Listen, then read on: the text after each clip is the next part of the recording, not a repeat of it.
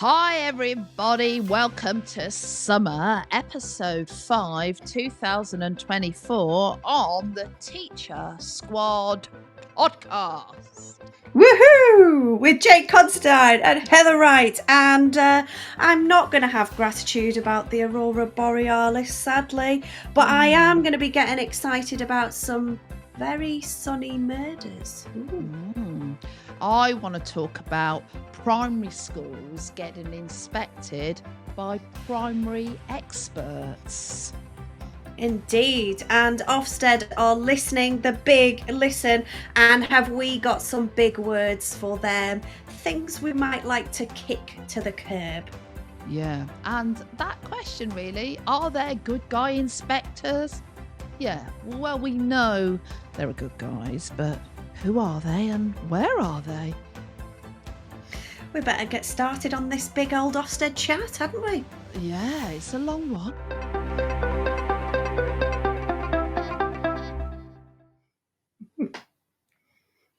Hi, gorgeous. Hey Jane, how are you? Oh, I'm really good. If a bit sort of just got out of a car, been on the motorway, actually weren't that bad to be fair. Got home just after a fantastic foundations course in Manchester. So yeah, that was cute. Sunny Manchester? Not so Sort sunny, of. bit drizzly, bit grey. But, Yeah. grateful for tiny rainbow umbrellas, I hear. Yeah. Oh, absolutely. It's the only one I had. But yeah, we didn't find that. I had that, and then we built an amazing drama around the umbrella. So yeah, and there was lots of teachers Of under course that you did, Jane. umbrella. Yeah, it's cute. How are you? Yeah, good. I am not grateful for the Northern Lights, the Aurora Borealis, because I missed those. Did you get to see them? Absolutely not. And the next night I tried to do it and it didn't really Yeah. happen. And I'm like, who has seen these apart from David Beckham? Because he saw them. And how did he get the memo to be there? But we are in a group chat on our street and we've got the most amazing photograph of actually our house with the lights above it. So that's amazing, isn't it? Not taken by me. That were Tracy. And you snoring inside. Well, never mind. I can't be grateful for that, but I'm grateful and excited, Jane, about our Reading Rocks Big Author Week. Doing a bit of planning about that in the last week or so. I just wanted to just share a bit and get excited. So, we're gonna be having loads of authors. Bringing them to the classroom, not the very merry murder club, but the new version that's going to be coming next in the series, the Super Wow. Sunny Murder Club, and it's edited again by Robin Stevens and Serena Patel, and we're going to have loads of the 13 authors and Harry Woodgate, illustrator, joining us. So I'm feeling grateful for that authory, booky buzz that we're going to be able to bring to lots of classrooms across the country. Actually, So, what is the collective noun for authors? A ooh, wordle of authors? I don't know. I mean, a really. wordle. Oh, God. It's a game, isn't it? Yeah, I don't know. We shall have to look that up, or our wonderful listeners could email in, Jane, and let us know Yes, what the yes. collective. I love a collective now. Yeah, so Yeah. do I. An embarrassment of what? God knows. That's something, isn't it? Do you know what the collective noun for a group of Ofsted inspectors is, Jane? Oh my Just asking. good. Just Well, just asking. a vampire? I don't know. Oh dear. Yeah, it's yeah. Well, you've turned that dark very quickly, haven't you, honey? Well, Well, that's our big topic, isn't it? That's our big one. We've got a lot to talk about, and actually, the clock's ticking, isn't it? We've only got until the 31st of May. Um, they want to listen hard and big, and we've got probably a lot to say, haven't we? I would say so. So, for any listeners who haven't heard about this yet, there is a survey that anyone and everybody can comment on, called the Ofsted Big Listen, and it's open for your comments until 11:59 p.m. on the 31st of May. So you've got a bit of time to collect your thoughts. I'm sure you've got lots of them already. Um, Yeah. and to contribute. And I think everybody needs to, because we all have a good old chat about this in stock cupboards, in staff rooms, on the corridors at the end of the day.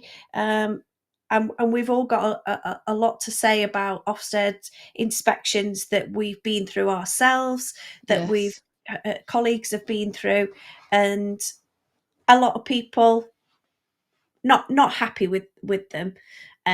When the DFE a few weeks ago announced that they were going to continue with the single word Oh, um, yeah. outcome, Yeah. I asked some of our social media followers to give us one word for Ofsted then, and we had some interesting responses back. Uh, Non-repeatable. Lots of people couldn't keep to a word, which was interesting. Can't say it on here. Not a polite one. And then we got things like dangerous, unrepentant, archaic, reprehensible, outdated, inadequate, predetermined. There weren't many pleasant word No, choices. no. So, And actually, originally I found out when it was sort of Ofsted grew 32 years ago under kind of more under the guise of HMI, almost that more local level support. It wasn't even sort of very clear that the one word was going to be there, and it sort of snuck in many ways. And I think we can all recognize that schools are a complex cocktail of so many interfacing factors. To just boil it down in a big fat pot like some cabbage soup and say, hey, professional community, you've committed your whole life to a school, and there's so many factors that are kind of being inputted into this school to make it work. uh it's one word. I mean, that is just so triggering for um our mental health. It's just not the one. And I think we all want transparency. We all care about crystal clear communication, but one word cannot stay, surely. But they seem quite adamant at the moment to try and cling on to it. I don't know. yeah, Ofsted director Lee Austin, I don't know if I'm pronouncing that correctly, said although the single word grading system is not specifically referenced in this big listen, there isn't a question about it, but there Right. are lots of boxes to put your comments. So he feels it's inevitable that people will refer to it. So please do. Let's all make sure that we Yes. we Yeah. mention it. And he says it's right to debate it. Yeah. Um, And connected to that, Heather, I mean, I see this big listen with the 11:49 closing point. I know you're a bit of a uh, procrastinator. You'll be putting your view down at 10:45, speed Yeah, typing. I'll be me. I'll be me. But I think the key to this is it's important as a vote, Yes. because it's that important. It's so important to our jobs and everything that defines how we move forward as a profession. So we, I almost want to say to people from, the 1st of June onwards, you can't moan about it unless you've got involved in the big listen. I feel a bit like precious about it. You have every right to have big opinions back, but please get them parked and recognised on a national level. So crucial. Yeah, we've been given this opportunity to talk about. There's a lot to unpack, isn't there? And Yes. and I think we need to grab onto it. There aren't many times that we get the opportunity to speak out. there is an alternative consultation going on at the same time, Jane. Some former senior inspectors have launched it. We will put the link to the show notes in that. And they are kind of running, uh, I think they've almost mirrored the questions, but it's almost to see if it comes out the same. And the outcomes of both of these consultations, surveys will be Mm, published later in the year. So it'll be interesting to see, yeah. you know, what the outcomes of those. And I think we can encourage other people around us to have a go as well, because Ofsted talks about their highest priority being the interest of the children, the learners, Yes. and their parents. So Mm, they are the customers mm, that Ofsted are checking in on, that they get their level of service. So, mm, as parents or school governors, you can comment as well. yeah. Um, and I, I I think that, Yeah. Sorry, Heather, I've just cut across you there. I just wanted to, when you said the word parents, just wanted to say something that really grates on my gills about kind of the Ofsted process that I don't feel anybody has really talked about. And it's kind of connected to that parent aspect. That pressure on schools to crunch all this data. Ofsted are coming, what do you think of our school? What do you think of our provision? Do you think we're open door? Right, Ofsted, if you want to know what the community think, that should be your job to go and do those surveys, go and knock on the doors of the community, go and stand at the school gate. You want that data. yeah, You go and seek that out then, because you talk very closely and in a pinpointed way. You don't want to put extra pressure or bureaucratic paperwork on schools. What we've got to crunch how parents feel about our school. No, Ofsted, you go and find that out. You make that part and parcel of your work and your job, because I just think that's, you know, th- that's just another layer of, like, not needed. That's taking us away from teaching and learning. yeah, So that is indeed. just that is just rubbish, and no one's talking about that. Um, so yeah, You're um, absolutely right. The Her Majesty's Chief Inspector, Sir yes, Martin Oliver, yeah. said we want to relieve pressures felt by the professionals who are inspected. I wonder, Jane, if you've thought about how the pressure, uh, can be relieved from those who are being inspected. Yeah, I mean, I've got a few ideas. I think the problem is, it's I don't know. I think some of the things we've got rid of to take pressure off teachers have almost morphed the offset inspection system into something that it's like, well, we didn't like that, so we've changed it to this. And now it's well, now it's changed it to this. I always feel like, can we go back to that? So I just think there's some things I want to unleash that we've moved on from. And I suppose what I'm alluding at there is a bit like, you know, like learning walks. Nobody wants learning walks. Oh, that's rubbish. That's really pressurizing. We don't want learning walks because we don't want to give teachers one word labels. Oh, we're still going to give a school one word labels. But I think it needs to be more nuanced about that.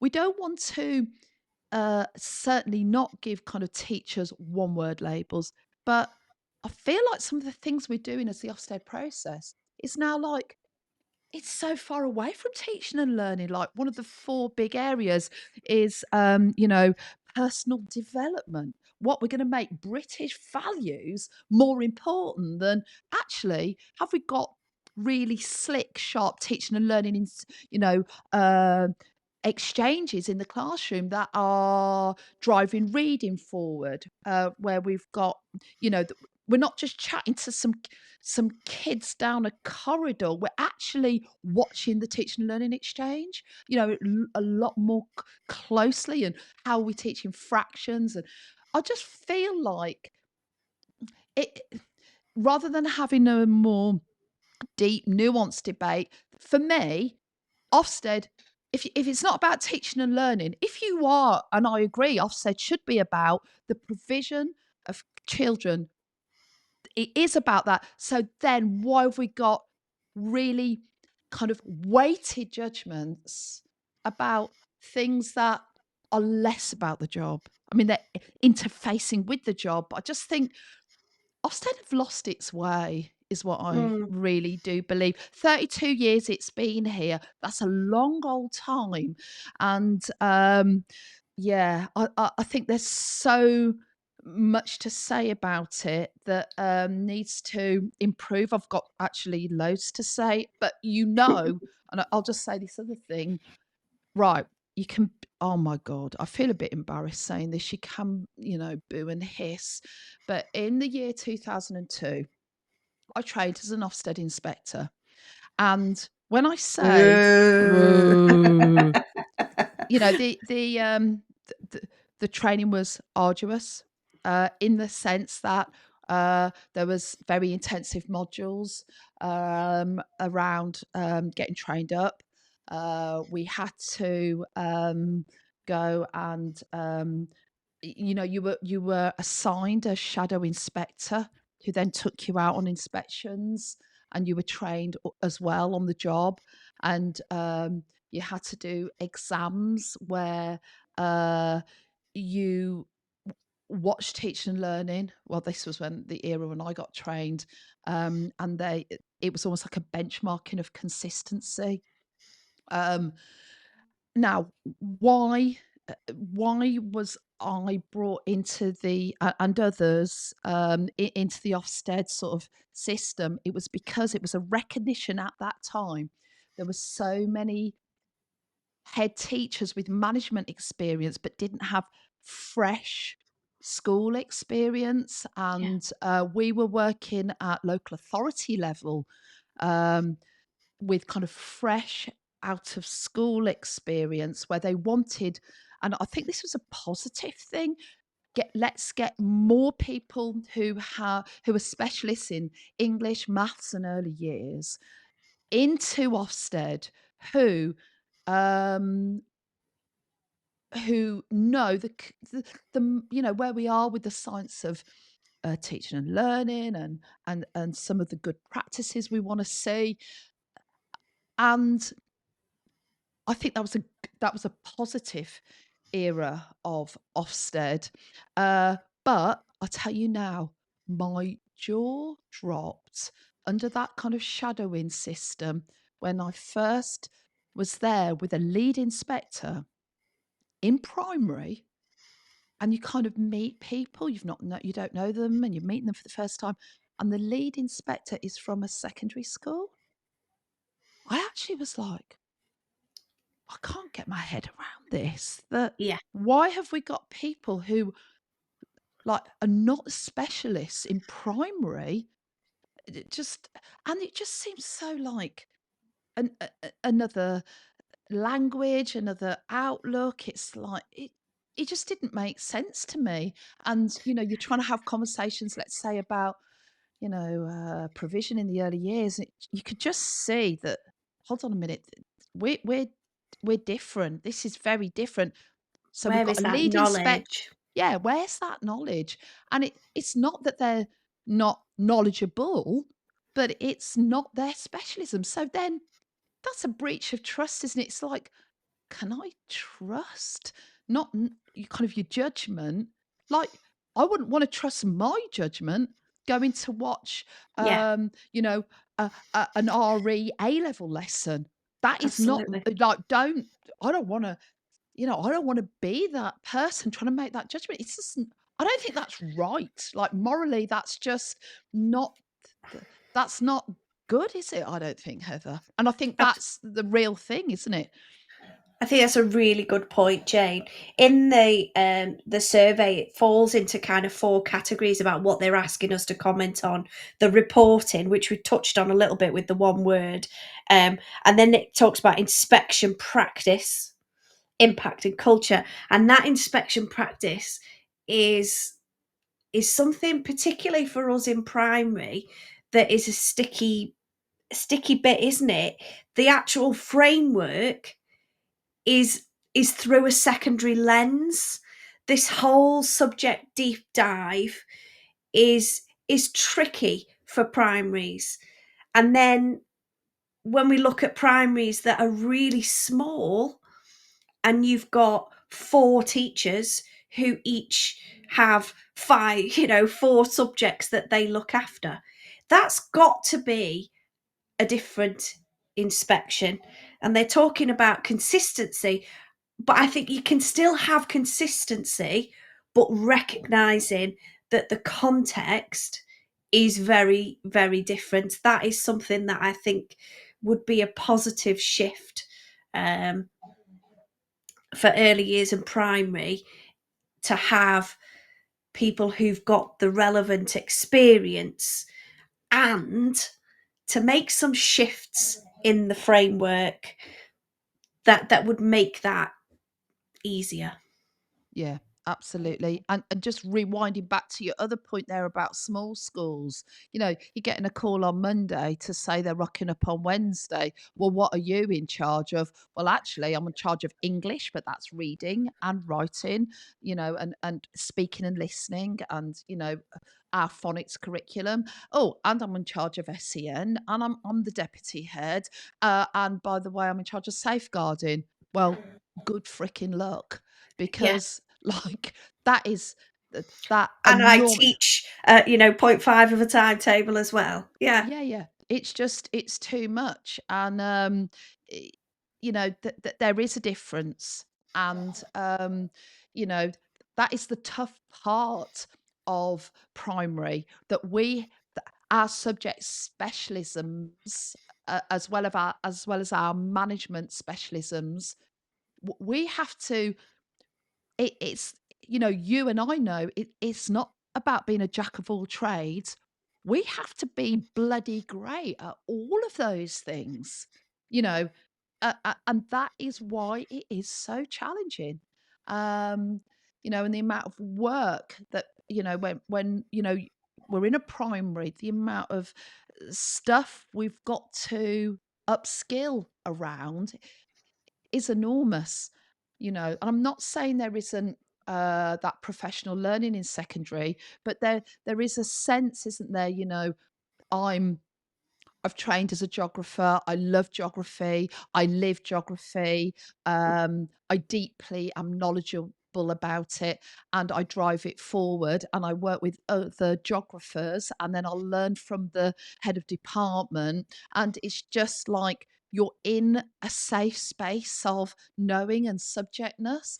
Whereas in primary, it's very, very overwhelming. And we know that the stress triggers are high.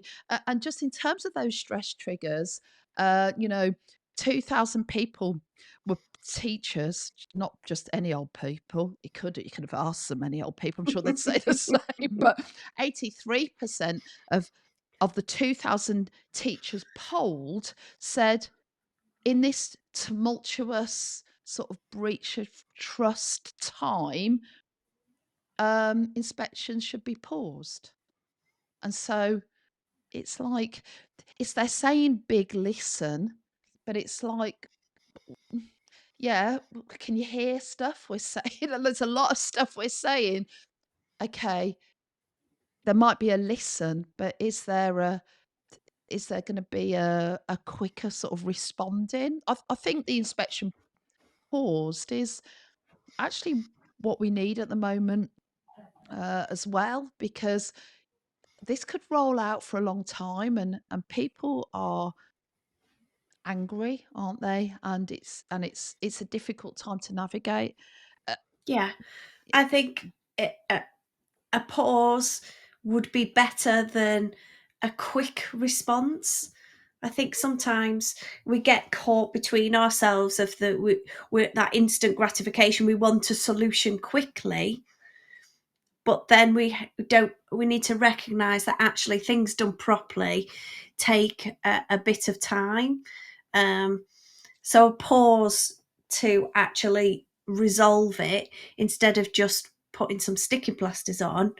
mm, Actual reform mm, is is really what's required, isn't it? Mm, yeah, Um, I know the the 2 sessions that Ofsted inspectors had to attend on mental health seemed a little bit seems to me a little bit tokenistic, doesn't it? You know, yeah, yeah, we they've been in the limelight for obviously the traumatic experience for the whole profession and clearly Ruth Perry's family, but that big story and it's that reaction of, well, we've given them those 2 sessions, just doesn't seem the right size of response, does it? And we're no, still going to make you feel uh, not well. We're still going yeah, to put teachers and yeah, schools in a yeah, position of feeling like that,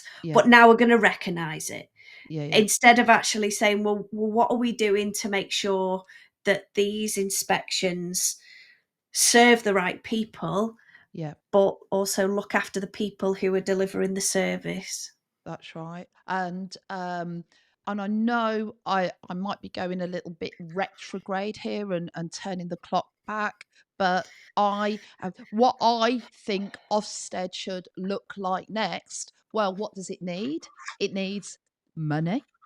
It needs local understanding. And actually, what I'm going to say is going to sound very like how it started. Um, you know, a local provision where Ofsted would go in and be the challenge, followed by straight after. A school got a report, and if it was below good, that it would trigger money and personnel um, that was a bit like, okay, we need support for, but it was in conjunction, it was kind of collegial, it was supportive, but a support network would be triggered where a school would be scooped up and there was a genuine, not general, a genuine, respectful Mm, um, how are we going to kind of get under the skin of supporting senior management, support for English? Actually, they're cool with maths. They're cool with maths. We might need a bit, might need a bit of help with behaviour, but actually, this sort of wraparound sense of, it's an inspection and advisory service. It's got to, surely, it's got to be that. It can't just be judgment from afar. Um, and I that's just where local authority, yes, has just been cut away, cut away, cut away, cut away, cut away. yeah, There's nothing left. It's the bare bones that are yeah, left. So local authority schools are at a disadvantage now, really, because yes, if you're part of a trust, then they do that sweeping in and coming round, and they use the expertise within their trust. Um, but in a local authority school, where do you go? Quite yeah, often they're ringing up and asking local authority for help and guidance on something, and they go, "Oh, we haven't got that," and yeah, uh, so I can't see how that's going to go. I think that we've gone too far now. That local authority isn't going to come back in that sense. We've no, gone too far down that but road. we've got to move to that. We've got to move to a place that where ultimately the professionalism of the profession, there needs to be a new wave Ofsted that has to have two sides to the provision, I believe. So if it's not at local level, it needs to be, here's the challenge and here's the support. Otherwise, it's it's like judgment for what? Judgment for what? If we are here truly for children and having an impact on outcomes, then we need a a sense that the change is, and the transformative change that's required is shaped together in conjunction, in a collegial way. Otherwise, it's just, it's you know, we want to know how well we're doing, and we're not afraid. We're teachers, not afraid of hard work, and we're not afraid to sort of be given some new direction. But it can't just be um, just a harsh judgment model, um, that doesn't give us kind of a pathway through, kind of a making it better. Yeah. The other awful thing I would say about the Ofsted process is the complaints procedure goes back to Ofsted, and then it's like, what? What? What? So it is that feeling all of a, well, here's, and now you're allowed to mark your own homework, Ofsted. Yeah. That's not right, is it? And that I was speaking to a head teacher today, and I'm not going to mention names. This is highly confidential, but when they got lambasted into a category. And I say lambasted because it was on the back of no evidence. Um, the process to overturn it was long and arduous, but he was able to find out as part of that process that only 0.04% of judgments where a school felt truly and deeply wronged and complained, only 0.04, good job, I'm not doing the bloody maths in it, categories got overturned. And how low is that, Heather? So Yeah. it's that thing. It's kind of, you're in this echo chamber loop, back to the, it's not going to be dealt with in an appropriate way. So of Mm. immediate effect, I believe that has to be a different body, like It's an interesting. ombudsman is, style. Yeah. That that report, I wonder whether if you just read the report without the kind of single word outcomes for each part, whether you would have felt like it needed overturning, because if there was no evidence and they'd written the report for the school as it was, then the outcomes, because sometimes that happens, you read a report and then think this is going to be good, and then it's not. Yeah. And then Yeah. sometimes you read a report and you think, this could be heading towards an all right, and it's not.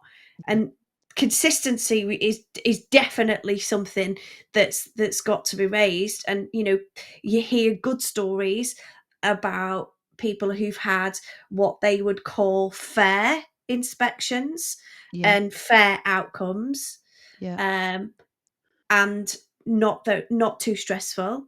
And then you hear other people that just say, it was awful, and it, the outcome just didn't reflect their school.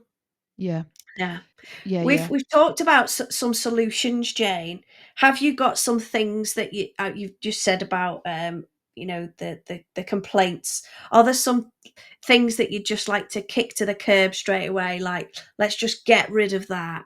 Yeah, I mean, I'm gonna, in a weird way, sit on the fence for this, because part of my brain is like, almost like, question, would it be better with no notice? Like, just rock up, you know what I mean? And almost like, it's going to happen every 2 years. It's always going to happen every 2 years, ish, between 2 and 2.5, and they just rock up unannounced. Like, part of me is like, is that actually psychologically a little bit better? Then it almost becomes like, take us as we are, that's it. Is it, or question mark, is it more ethical to go, actually, you've got 4 weeks notice? It's like, you've got a bit longer. Sorry, it used Uh, to be, was it 4 weeks? It was longer, wasn't it? Or maybe 6 weeks. Maybe you had a six, half term. yeah, six And weeks. Yeah, yes, it was stressful in the sense that things were heightened, yeah, but I don't know whether it was I don't think it was more stressful than this, like, waiting for the call and then this kind of immediate, really heightened moment. I don't Mm, really know what the answer to that is. Some things no. I'd like to kick out are not necessarily from Ofsted. I think they're things that um, we've done as a profession in response, that we've kind of kicked ourselves and made things worse, like Yeah. mocksteads. Yeah. I I think agree we with that. add to Yeah. stress levels by Yeah. doing mocksteads. What purpose do they serve? And also banners outside of school with Yeah. these big single words on. Like Gotta we go. we can't we can't be happy when we've got outstanding and good and shouting about it then, and then not happy when we've dipped under the threshold. Yeah. We just can't have that. I just think that's something that we've done to ourselves, where Yeah. we've bought into the one word and Yeah. gone, well, it's great when we're outstanding and we all get the balloons that spell it, and Yeah. do Yeah. things like that in the local Yeah. paper. Yeah. We've become, it separates us Yeah. and puts us against each other, and I Yeah. don't think that's the purpose that Ofsted should serve. No, We and I should think be and I together. think yeah, I agree, and I think as a profession, we're nearly there, but I still think there's, like, still that kind of 30% sort of out there who are just and it's not us collegially being together, not just within our school, but, us as a whole profession. The other thing, and I wanna say something about that Mockstead, I think it might not be called Mockstead, but I still see it. We've got a teaching centre, and I still see and I see it mainly because people will get some stuff out of their bag to write notes. And, uh, and they're writing notes on the back of things, and then we all get all sorts. They've left their water bottle, they've left their handbag, they've left their life, their diary. But you see, like, bits of notes that teachers carry around, which is like the last staff meeting. It's typed up, and it's like, Ofsted want this when they come and ask you about your curriculum. Ofsted want this. It's like, but it's all written in really kind of, like pressure, pressure, pressure. And I'm I'm going to visit schools and teach, and people are like, Jane, can you just say that Ofsted want? And I want to like, sod off. I ain't saying Ofsted want. Can you just back us up and say this? I'm like, no, no, I'm not. It's just it, you're right. There is a toxic culture around that it's we've just got to break it. It's got to be transparent. It's got to be real. There's got to be this openness and readiness that as a profession, we're just going to be a bit more grown up about it. Um, and the other thing I'm going to just say, which is just changing the subject slightly, but you sort of touched on it, is, and this really links to kind of the Ruth Perry situation of the safeguarding aspect of Ofsted, and how easy it is to almost like trigger what you might say, like, red danger mode, like that's kind of crisis.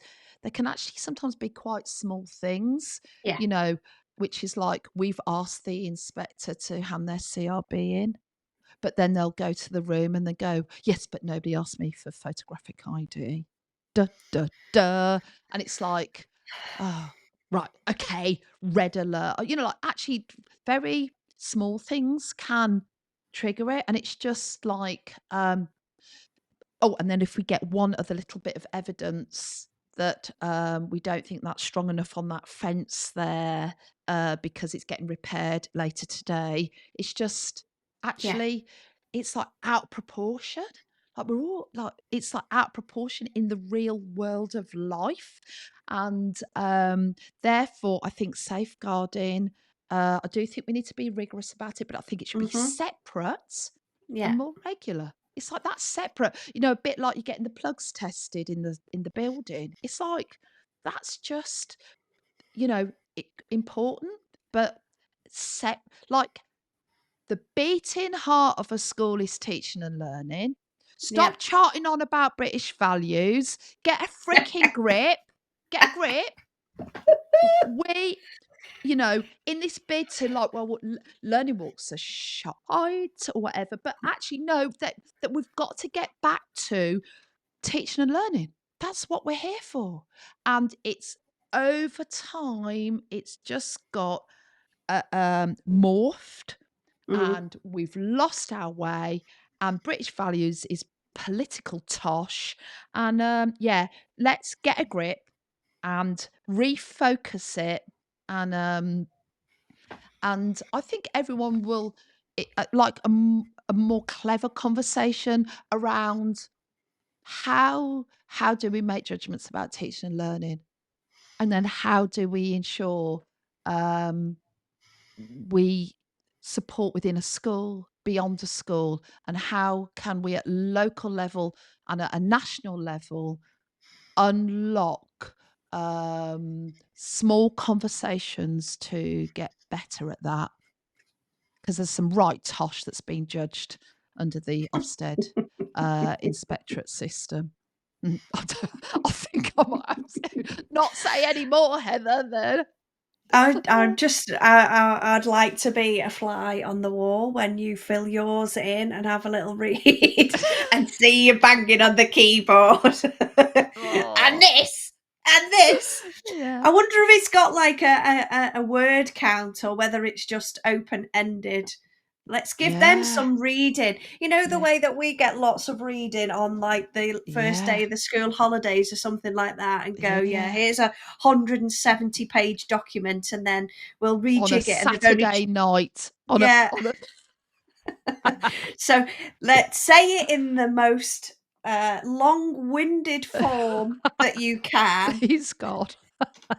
Throw in uh, all the semicolons and the fronted adverbials you like, yeah. and what you could say succinctly. Yeah. Uh, let's get them reading. But no, I think we need to speak up. Yes. Chance to be heard. And I hope they Um, do listen. I hope big listen is real listen, is what I also hope as well. I really do. Um, Absolutely. I think it'll be really interesting come later in the year when this comes out yeah. and they share the findings. I think it timing on this could be interesting. It could be just before an election, it could be Mm, after an election. mm. There's always a bit of politics to throw into the mix, but I think let's hope that lots of people um, tippy tappy into those boxes, Yeah, and I think they should. Yeah, and I and urge they do. I'll just on I another feel note, so. because I also want to just say something a little bit more nuance about, there's lots of people talking about rogue inspectors and bees in their bonnets or not specialists or a bad apple. I just actually also wanted to genuinely say, and I don't think, I think the majority of inspectors are good guys, but actually the system has become very political, or they're not in their specialist area. I just got out my old Ofsted notes, which is actually was, your 7 files, your exams and everything. But there's this quote from John Burnham, who I deeply admire, who was a head teacher in Northamptonshire, who was my mentor. And it was almost like a little leaf that kind of floated out of the file. It wasn't filed properly. And it was me writing down his exact words before I went in to do my first shadow inspection. Can I just read you this?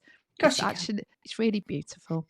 This is what he said to me just before I went off by myself and wrote it down. Seek out the real story of the school beyond the numbers and trust teachers' capacity for good.